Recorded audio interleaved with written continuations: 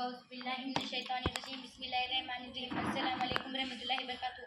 मेरा नाम आलिया निशीत है। मैं जमात हश्तू में पढ़ती हूँ। आज मेरे स्कूल का नाम जेड क्यूब स्कूल काटेगा हुआ है। आज मैं आपको बूढ़े आदमी की बातों की कहानी बता रही हूँ। पुराने जमाने में एक राजा रहता था। वो बहुत संकी था। सब लोग उसको संकी राजा के नाम से जानते थे। वो संकी क्यों था? क्योंकि वो छोटी से छोटी गलतियों पर मृत्यु दंड देता था, इसलिए सब लोग उसको संकी राजा कहते थे।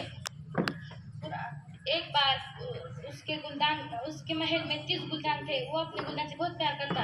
रोज अपने सैनिक से उस गुलदान को नए नए अलग अलग फूल से सजाने के लिए कहता और अपने दरबारी को दिखाता कि मेरे गुलदान कितने प्यारे हैं, देखो।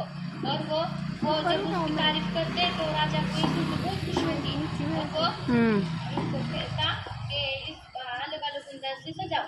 तो एक बार एक सैनिक अपने गुलदान को सजाते वक्त उसके हाथ से गलती से गुलदान फट गया। तो वो बहुत थर कांपने लगा कि राजा मुझे क्या सजा देगा। जब ये राजा को बात पता चलती है कि उसका गुलदान टूट गया है, तो वो कहता है उसको फांसी की सजा सुना दो। तो वो ये बात पूरे गांव में फैल जाती है कि राजा ने एक गुलदान टूटने पर मौत की सजा सुना दी। और उसी गांव में एक बूढ़ा आदमी भी रहता था। वो बहुत बहादुर था। वो अपनी लाठी लेकर राजा के महल में आता है और कहता है कि राजा के लिए खास संदेश लाया हूँ। और वो आदमी जाता है और कहता है, राजा तुम्हारे लिए एक बूढ़ा आदमी संदेश लाया है।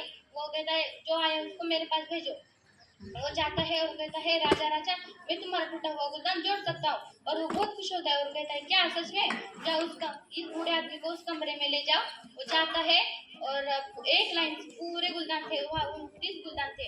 वो एक एक से अपने राजा के पूरे गुलदान तोड़ देता है। और उसकी आवाज सुनकर पूरे दरबारी आते हैं। माइक ऊपर कर। हाँ। और वो कहते हैं कि तूने ये क्या कर दिया? राजा एक गुलदान टूटने पर मृत्यु दंड देता था, मगर तूने तो राजा के 29 गुलदान तोड़ दिया। राजा इसकी तुझे क्या सजा देगा? और वो जब ये बात राजा को पता चलती है तो वो गुस्से से आग बबूला हो जाता है। उसको बहुत गुस्सा आता है कि राजा के पूरे 29 गुलदान टूट गए।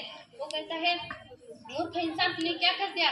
तुझको पता हो कि भी मैं इसे मृत्यु दंड देता हूँ, फिर भी तूने इसके पूरे गुलदान तोड़ दिए। वो कहता है, हाँ मुझे पता है तुम इसके एक गुलदान टूटने पर फांसी की सजा सुनाते हो, इसलिए मैं अगर ये 29 गुलदान टूटते तो 29 लोगों की जान जाती है। आज किसके हाथ से गलती से गुलदान टूटेगा तो उसकी भी जान जाएगी। परसों किसके हाथ से गुलदान टूटेगा तो उसकी भी जान जाएगी। इसी तरह मैंने 29 लोगों की जान बचाई। मुझे इसका कोई भी अफसोस नहीं है कि मेरी जान जाने वाली है, मगर मुझे इस बात की खुशी है कि मैंने एक साथ 29 लोगों की जान बचाई। तभी उस राजा की आँख खुल जाती है और वो कहता है, मुझे माफ कर दो।